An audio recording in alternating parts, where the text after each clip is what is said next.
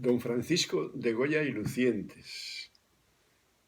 Nada menos, nada menos. Pues asusta un poco, hablar de Goya, porque sobrepasa todos los límites de la genialidad, de la pintura, del pensamiento. Pero bueno, me apetece hablar de Don Francisco de Goya y Lucientes, que este año pasado, que hemos dejado atrás, el 2021, hubiese cumplido 275 años. 275 años, nada más y nada menos. Pero, sigue siendo de actualidad. Sigue estando vivo, más que nunca. Por ejemplo, ahora os voy a poner 3 ejemplos de 3 ilustradores, un italiano, un coreano y una estadounidense, que recrean las obras de Goya y las cuelgan en sus perfiles de Instagram y de Facebook.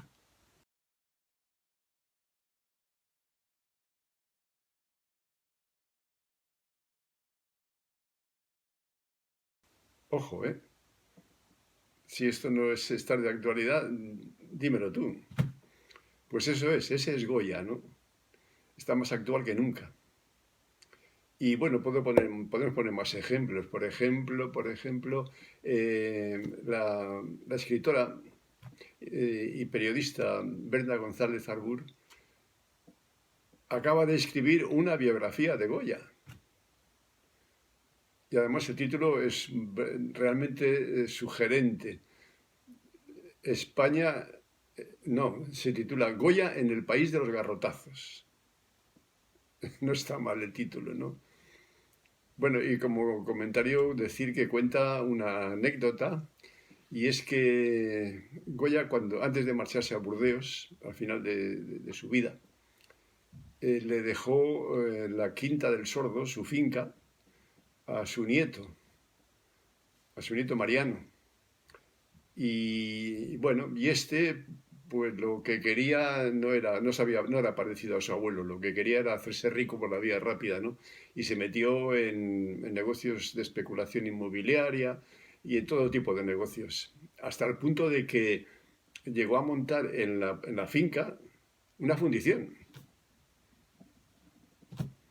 ¿Por qué? Porque creía que esas pinturas que estaban por las paredes de toda la casa no tenían ningún valor. Menos mal que no sufrieron excesivo daño. Y menos mal que cuando vendió la casa, creo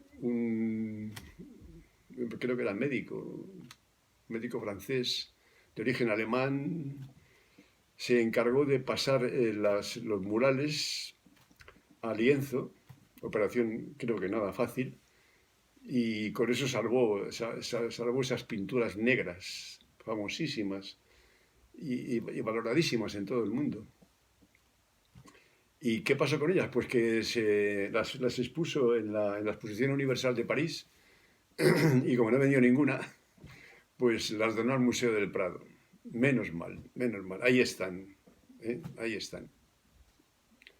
Bueno, 275 años es un número que dice, bueno, 275 no es un número redondo, ¿no? Como fueron los 100 años de su fallecimiento, en los cuales ese sí era redondo ese número, ¿no? Y entonces el Museo del Prado, para conmemorar esa fecha, pues montó en el propio museo una exposición antológica sobre las obras de Goya.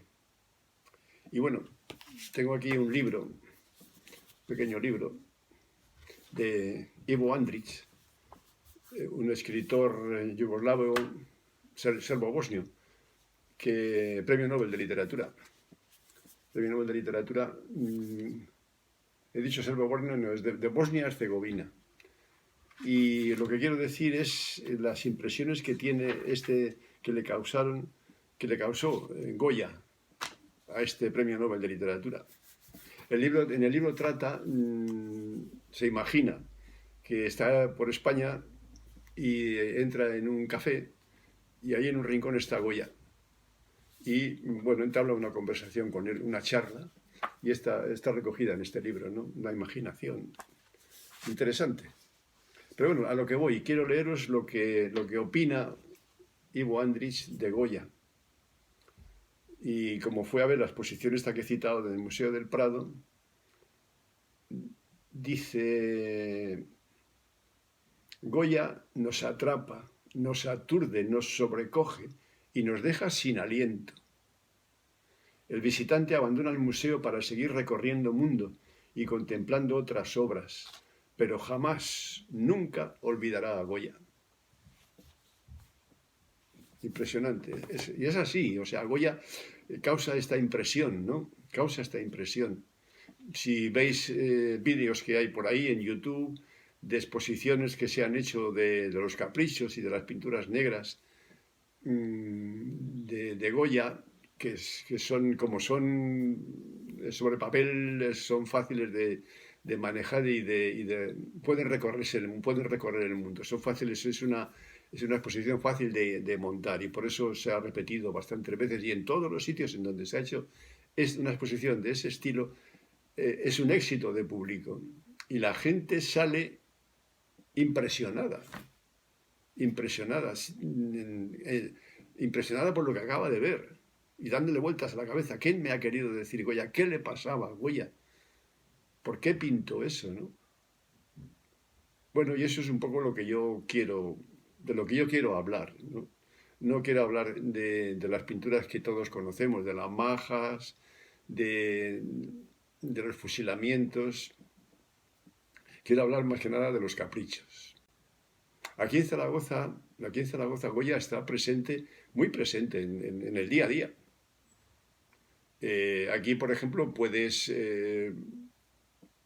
bajarte del tranvía en la parada Goya, ir a tu casa en la avenida Goya o ir al Instituto Goya. También puedes ir a comer al Rincón de Goya y tomarte un café en El Sueño de la Razón. Esto es en cuanto a el uso que le estamos dando en Zaragoza al apellido Goya, ¿no? Por eso digo que siempre está presente, ¿no? En el día a día. Para ver obra, pues aquí hay bastante obra, ¿no? No como en el Museo del Prado, pero hay mucha obra de Goya aquí, empezando por la Basílica del Pilar, la cúpula de la Basílica del Pilar, que todo el mundo tiene que venir a Zaragoza a verla, la cúpula y las pechinas de la basílica. También hay, por supuesto, obra en el Museo Goya, en el Museo de Zaragoza, en el Patio de la Infanta de Ibercaja. En fin, se puede ver obra de Goya. Y no solo eso, también, y para conmemorar este aniversario de los 275 años del nacimiento de Goya, se puede ver en el Caixa Forum de aquí de Zaragoza un corto rodado por Carlos Saura, en el que el famoso cuadro de los fusilamientos del 3 de mayo cobra vida. Es un vídeo que está en sesión continua y puede verse todavía este mes de enero de 2022, aún puede verse en el Caixa Forum. Y por último también citar,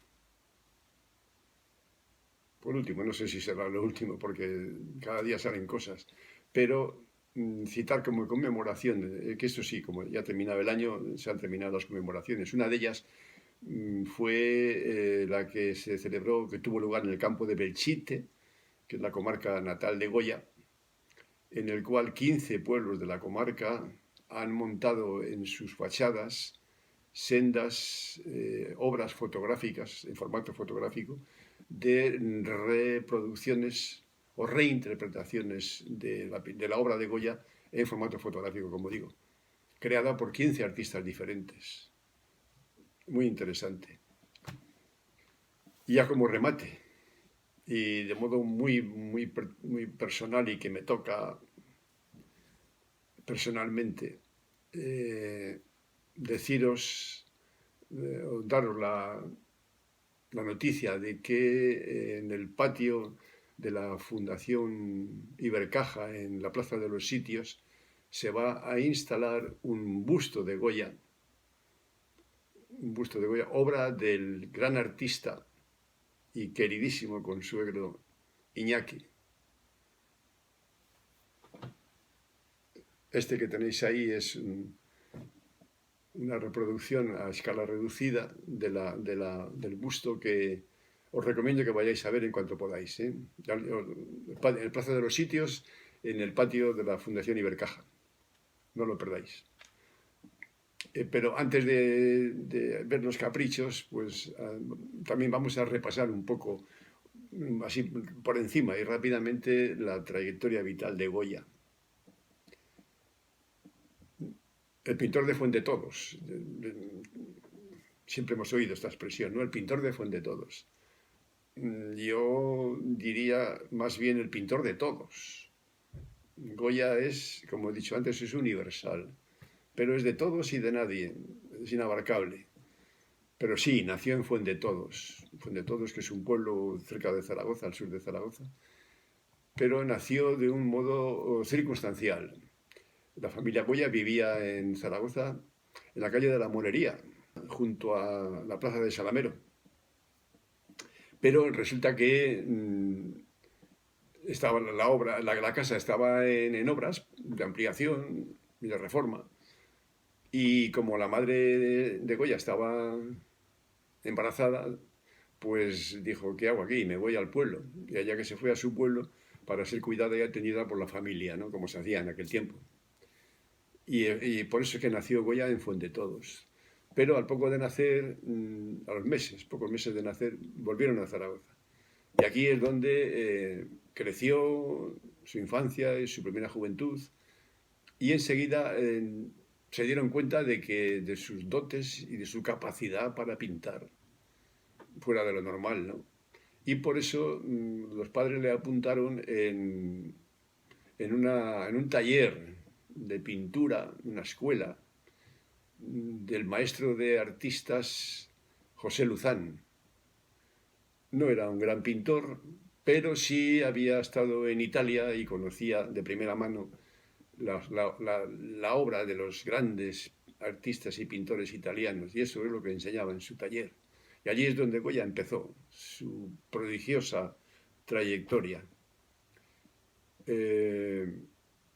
Allí, seguramente allí conoció, no, seguramente no, seguro que allí conoció al que sería su cuñado, su tocayo Francisco Valleu. Creo que las familias eran conocidas, se conocían, ¿no? Pero luego hablaremos de Valleu. El caso es que a los pocos años Goya marchó a Madrid y allí cuentan de él que, bueno, era pícaro y pendenciero, pero ahora a lo grande, ¿no? Al estilo de la capital. Pero tanto que un encontronazo, una aventura nocturna, le enfrentó a las autoridades y tuvo que volver a Zaragoza. Y aquí siguió en la Academia Luzán. Un buen día se entera de que la Academia de Bellas Artes de Madrid convoca un concurso para una beca para estudiar en Italia, estudiar pintura en Italia. ¡Wow! Eso es lo que quería Goya. Y se presenta a ese concurso, pero no gana esa beca.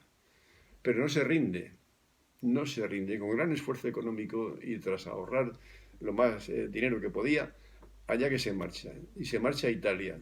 Se marcha a Italia para aprender y dominar el estilo y la pintura de los grandes artistas italianos, ¿no?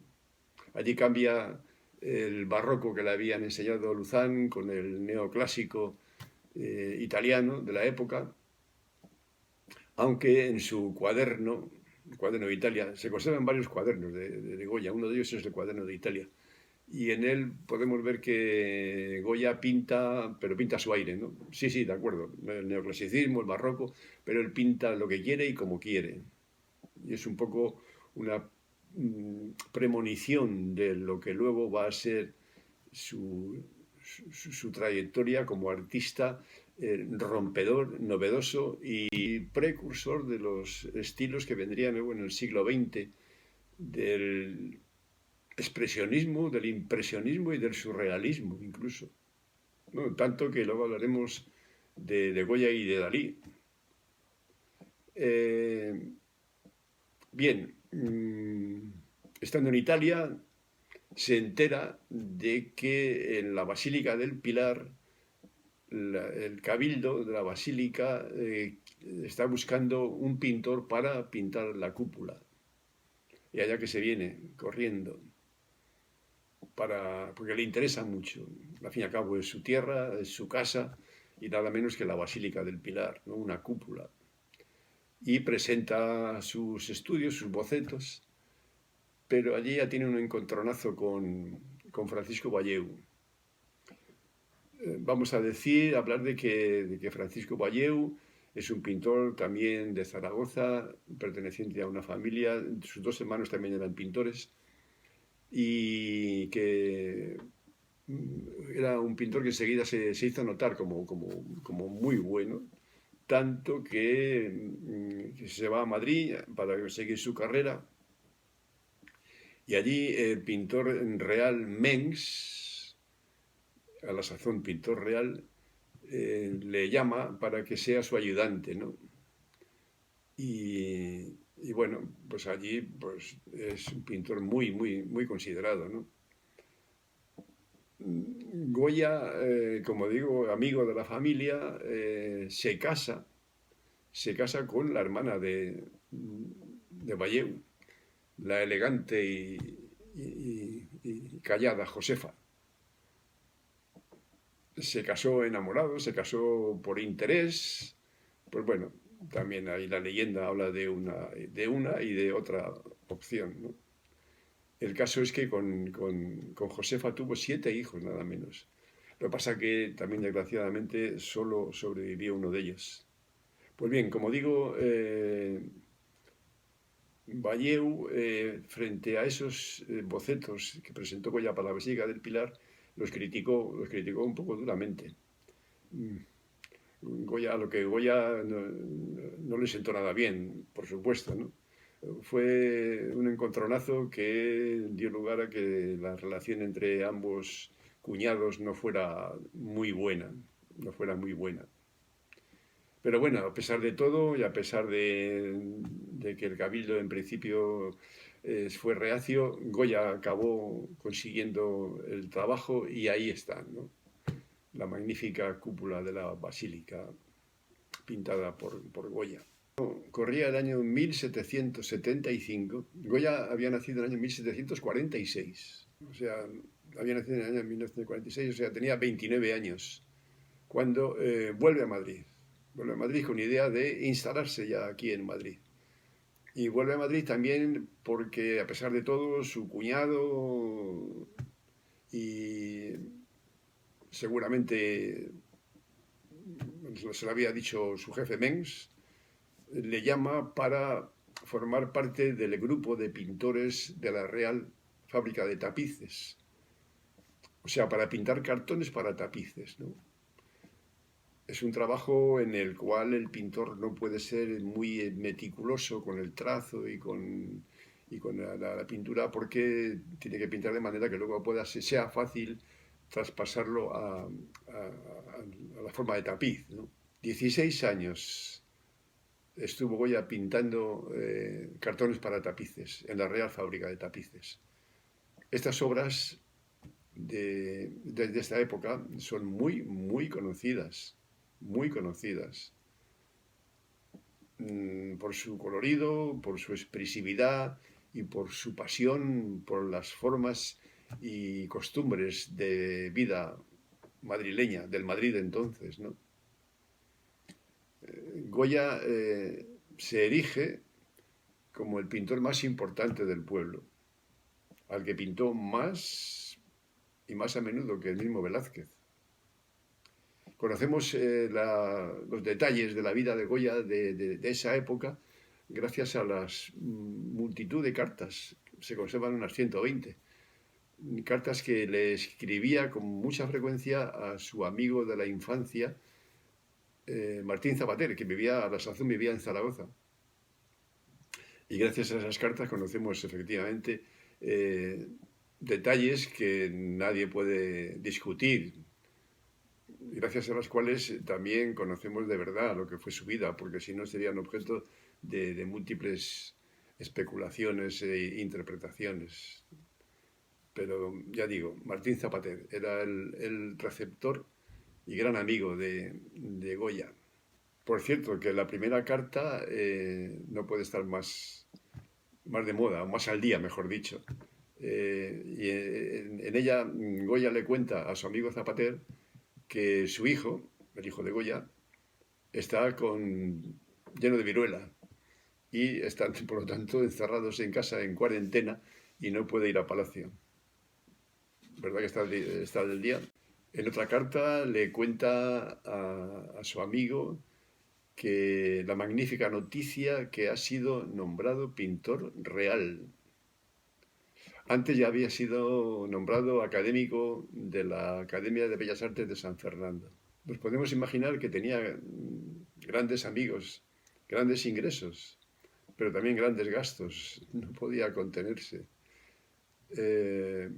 Porque no solo era pintor de tapices y no solo era retratista de la familia real. Todos los nobles de la época, duques, duquesas, el mismo Godoy, le encargaban que le pintara sus retratos. Los reyes están locos por tu amigo, le escribió en cierta ocasión a su amigo Zapater. Bueno, además de todo esto, era amante de la mujer más bella y divertida de todo Madrid, María del Pilar Teresa Cayetana de Silva Álvarez de Toledo, 13ª duquesa de Alba. Yo digo que era amante porque así lo expresó Carlos Saura en la película que rodó sobre la vida de Goya en sus últimos tiempos. Bueno, no, sobre la vida de Goya, ¿no? Aunque la tituló Goya en Burdeos. Allí lo expresa muy, muy claramente, muy claramente. Y también en una escena en la que Goya le cuenta a la hija de su última mujer, Leocadia, le cuenta y le habla de su vida anterior, ¿no? Y dices, no fui un buen marido con Josefa, no fui un buen marido. Ella era una buena mujer, no así su hermano Francisco Valleu, mal pintor y un pelmazo. En esos años, en esos días de vino y rosas, Goya estuvo a la altura de las circunstancias, pero se acabaron esos años y Goya entró en los infiernos, en la mitad más oscura de su vida. Una segunda mitad que le hizo pintar de un modo extraño y diferente. Le hizo pintar pinturas raras, también sin las cuales no sería Goya lo que es hoy en día. Uno de los pintores mejores, me atrevo a decir, mejores de la historia de la pintura mundial. ¿Y qué le pasó? Pues una enfermedad extraña. Esta enfermedad le llevó a pintar temas oscuros, diferentes, negros, que eran una crítica bastante dura de la sociedad de su época. Ese fue el origen de los caprichos, del que vamos a hablar un poco. La primera pregunta que nos surge, después de quedarnos con el corazón encogido al ver los caprichos, la colección de los grabados titulados Caprichos, la primera pregunta que nos surge es ¿por qué? ¿Qué le llevó a Goya a pintar esos dibujos? ¿Por qué? Y bueno, podemos entender o vislumbrar una respuesta si analizamos un poco el contexto del momento en el que Goya vivió, de la sociedad de la época, ¿no? Y Goya vivió la Ilustración, el siglo de las luces, una época en la que una minoría ilustrada quería enseñar al pueblo los principios de la razón. Y Goya tuvo contacto con esa minoría ilustrada, con intelectuales españoles de la época, con Moratín, Leandro Fernández de Moratín, con el que dicen que Goya se paseaba por Madrid mientras debatían o comentaban los principios de la Ilustración. Otro de los amigos ilustrados de Goya, Ceán Bermúdez, menos conocido que Moratín, pero un famoso crítico de arte de la época, también miembro de la Academia de Bellas Artes, y que como académico y academicista le criticaba a Goya que abandonase los principios del neoclasicismo y que pintara con los dedos. Menos que Goya a este no le hizo caso, ¿no? Sí hacía caso y sí asumía los principios de la Ilustración, que fueron los que o están en el origen de los caprichos. Que por cierto, para difundir esos principios, que era lo que pretendían esos ilustrados, el grabado se mostró como un medio muy útil, ¿no? Porque se podían hacer múltiples copias de lo que fuera y luego difundirlas para que el mensaje llegara a la mayor gente posible, ¿no? A la mayor cantidad de gente posible. Por eso los grabados, por eso Goya vio en los grabados la posibilidad también de él difundir su mensaje. Y por eso quizá, digo siempre quizá, ¿no? Quizá fue lo que le impulsó a hacer esos grabados.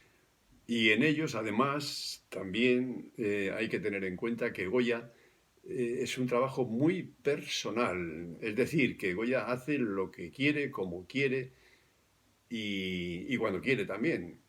Porque no están al margen de los encargos que seguían llegándole, ¿no? De pinturas de nobles y de la Casa Real, ¿no? No tiene nada que ver. Aquí Goya pinta lo que quiere, lo que le sale y lo que quiere decir, porque son grabados en los que no hay que fijarse tanto en cómo lo dice, o por lo menos hay que fijarse tanto en cómo lo dice, sino también en lo que dice.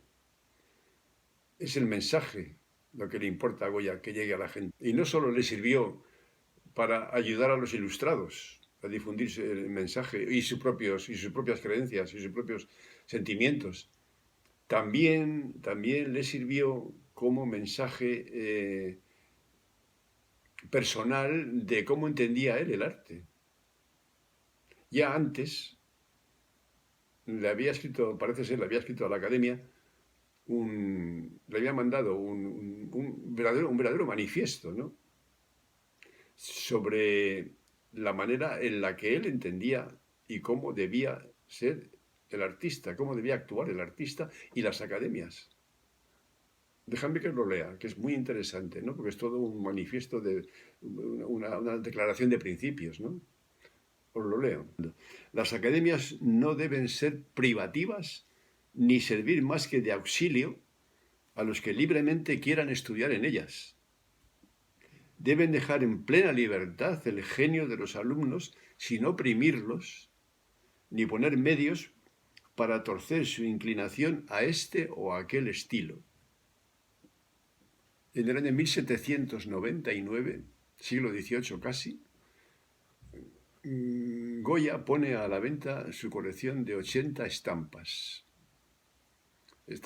sacadas de los grabados, ¿no? El anuncio se publica en el Diario de Madrid, y permitidme que lo lea porque es muy curioso.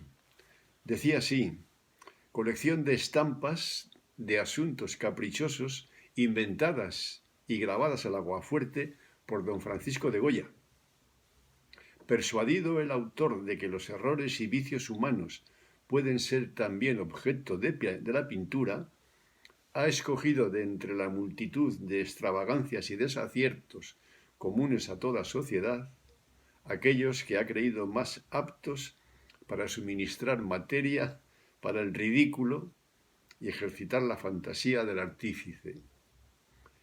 Se vende en la calle del Desengaño número 1, tienda de perfumes y licores, pagando por cada colección de a 80 estampas 320 reales de vellón. Hay quien dice que la letra de este anuncio fue escrita por Moratín. Vete a saber, ¿no? Bueno, ¿y cuáles son esos temas a los que hace referencia el anuncio del Diario de Madrid, ¿no? ¿Qué temas eligió el autor, don Francisco de Goya? Pues eran temas bastante comprometidos para la época. Hablamos de la época de la vuelta de Fernando VII, de la vuelta de la Inquisición, del fin de las libertades. Y para esa época lo que Goya trata en sus caprichos realmente es comprometido, por lo menos, ¿no?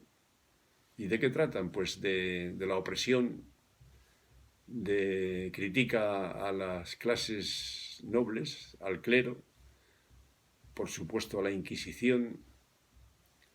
En fin, es una crítica muy, muy, muy dura. Tanto que llega un momento en que Goya los retira de la venta. Los retira de la venta y los cede a la Real Calcografía, que pertenecía a la Casa Real, a cambio de una pensión real para su hijo. A su amigo Zapatero le escribió: los caprichos los cedí al rey, y con todo y con eso me acusaron de la Inquisición. Parece que queda claro, ¿no?, el motivo de la retirada de la venta. Y Fernando VII, ¿por qué le hizo caso? Bueno, pues la relación no era muy buena, no lo podemos imaginar, ¿no?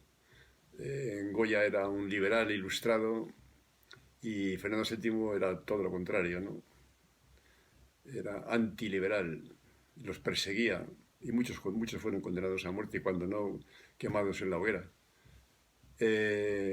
A pesar de todo y con todo y con eso, el rey Fernando VII le mantuvo a Goya como pintor real y siguió durante varios años pintando a la familia real. Allí pintó varios cuadros de Fernando VII, hasta que ya no pudo más.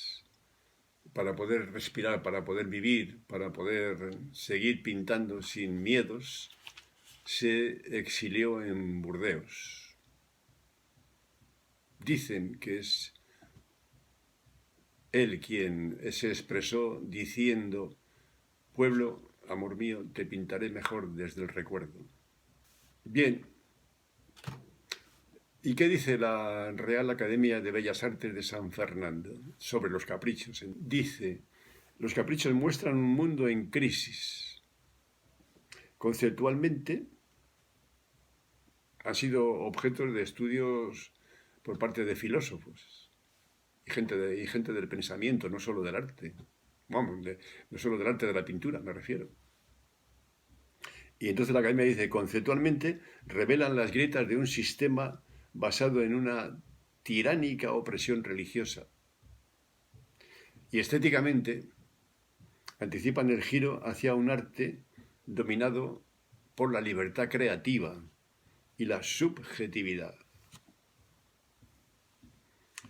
Lo que está claro, lo que hemos dicho antes, ¿no?, que Goya es el precursor de las expresiones artísticas que vendrán posteriormente, como pueden ser, o como fueron, el impresionismo, el expresionismo y el surrealismo, ¿no? Aparte de las estampas, o sea, el grabado, luego la estampa, en la estampa, en el capricho, cada capricho hay 80, aparece un título, escrito lógicamente por Goya, ese no tiene duda. Pero paralelamente hay textos explicativos de estos caprichos, ¿no? Que hay varios y tampoco se sabe muy claramente, o por lo menos se discute la procedencia, quién escribió esas explicaciones. Y de hecho, lógicamente son importantes, ¿no? Esas explicaciones. Pero también hay dudas sobre su autoría, sobre quién los hizo, ¿no? Y depende de quién los hiciera, pues lo entenderemos de una manera o de otra, le prestaremos más o menor interés y más o menor, le haremos más caso o menos caso, ¿no? Unos dicen que fue Moratín el que los escribió, estas explicaciones, otros dicen que no, que fue Goya, y otros que dicen que a pesar de que sí, que efectivamente que fue Goya, les dio un sesgo menos fuerte para eludir la persecución que se estaba iniciando por parte de la Inquisición, ¿no? Y como en casi todo lo que atañe a Goya no hay certezas de nada, y sí diversas y variadas opiniones, como siempre, como en todo lo de Goya. Tengo aquí dos libros. Uno de ellos es este, una aproximación y tres estudios. Como se ve, es un texto bastante erudito y con diversas opiniones sobre los caprichos. Y luego tengo otro sobre los caprichos en sí. Tengo aquí las 80 estampas.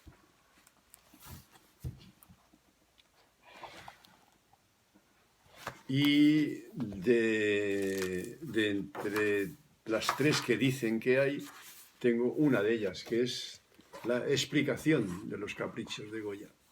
Las 80 explicadas una por una. No sé si puede ser las explicaciones que hizo el mismo Goya, son las de Moratín, son las de alguien crítico al margen de ambos, no lo sé. El caso es que si queréis voy a poneros unos cuantos caprichos ahora, veremos la estampa y al mismo tiempo comentaremos la explicación. ¿De acuerdo?